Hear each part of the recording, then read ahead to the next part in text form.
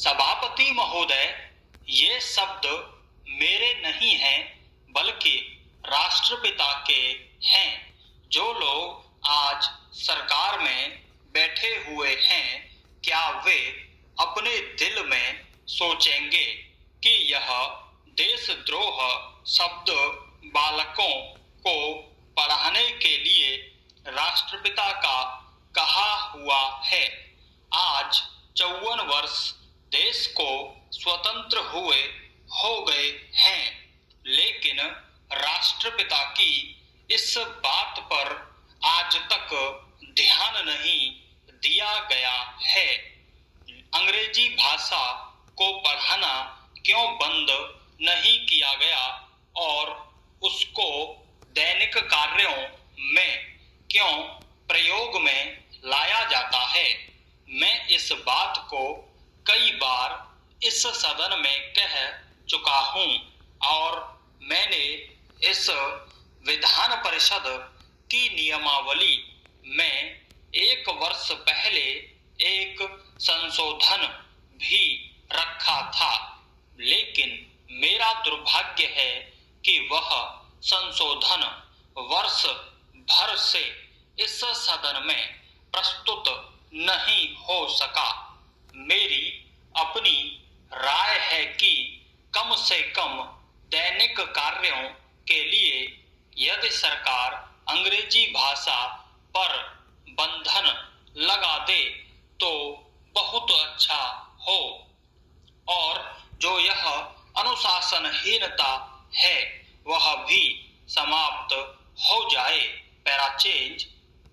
सभापति महोदय, जैसा कि मेरे मित्र ने कहा, लड़कों के माता पिता अंग्रेजी का प्रयोग करते हैं और उनके शिक्षक भी उसका प्रयोग करते हैं। फिर बालकों पर उसका प्रभाव क्यों नहीं पड़ेगा? मैं उनसे सहमत हूं कि बालकों में नकल करने की आदत होती है, जैसा वे अपने बड़ों को करते देखते हैं वैसा ही वे करते हैं।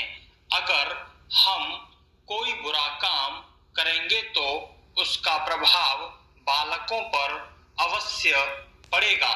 आप देखेंगे कि जिस मनोवृत्ति के माता पिता और शिक्षक होते हैं उसी प्रकार के बालक भी होते हैं। हम दूसरों को तो परामर्श दे देते हैं, लेकिन स्वयं उस पर अनुपालन नहीं करते। इसके साथ ही साथ हमको शिक्षा प्रणाली की ओर भी ध्यान देना है। शिक्षा के जिन तरीकों को आजकल अपनाया जा रहा है वे वास्तव में लाभकारी नहीं हैं। सरकार की ओर से इस प्रकार का आदेश होना चाहिए कि 14 वर्ष तक बालकों को अपनी मातृभाषा में ही शिक्षा दी जाएगी और दैनिक कार्यों में भी अंग्रेजी का प्रयोग नहीं होगा। इस प्रस्ताव में अनेक महत्वपूर्ण बातों की ओर ध्यान दिलाया गया है। मैं समझता हूं कि जब माननीय मंत्री जी इसका उत्तर देंगे तो कह देंगे कि हम बहुत सी बातों पर कार्यान्वयन कर रहे हैं, लेकिन मैं समझता हूं कि उन पर कोई कार्यान्वयन नहीं हो रहा है। पैराचेंज। सभापति महोदय, आज हमारे देश में जो ऊपर से लेकर नीचे तक शिक्षा दी जा रही है उसमें व्यवस्था ही एक कारण है जिसकी वजह से शिक्षा का स्तर गिरता जा रहा है।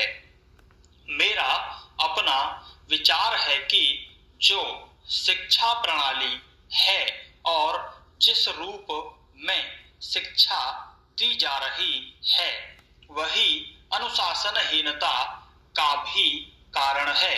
अपने देश और प्रदेश में हर एक की अपनी अपनी भाषा है और वह बालक जो इस देश में पैदा हुआ है, जो अपनी मातृभाषा की गोद में पला है, उसको यदि अपनी मातृभाषा में ही शिक्षा दी जाए तो मेरा विचार है कि शिक्षा का स्तर ठीक हो सकता है।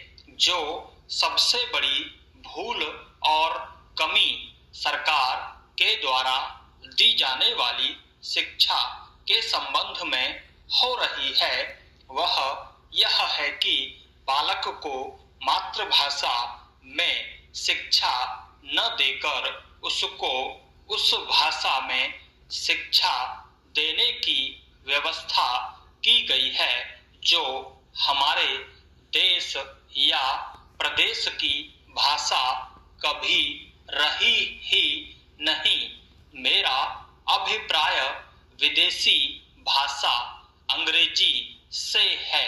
मैं यह मानकर चलता हूँ कि जब से यह भाषा इस देश में आई है, चाहे वह किसी कारण से आई हो, इसे आप भी और इस माननीय सदन के सदस्य भी जानते हैं कि उससे बुरे परिणाम ही निकले हैं।